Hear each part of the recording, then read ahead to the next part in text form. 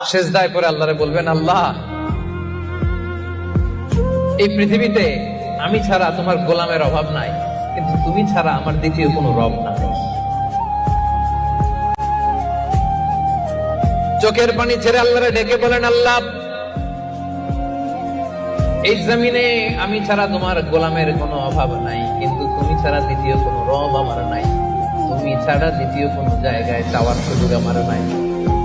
চোখের পানি ছেড়ে আল্লাহরে বলেন, আল্লাহ কোরআনে তুমি শিখিয়েছো ফরিয়াদীদেরকে কেউ যদি চায় ওই ফরিয়াদীদেরকে বারণ করা যায় না, তুমি কেমন করে এই অভাগা ফরিয়াদীকে আজকে ফিরিয়ে দিবা?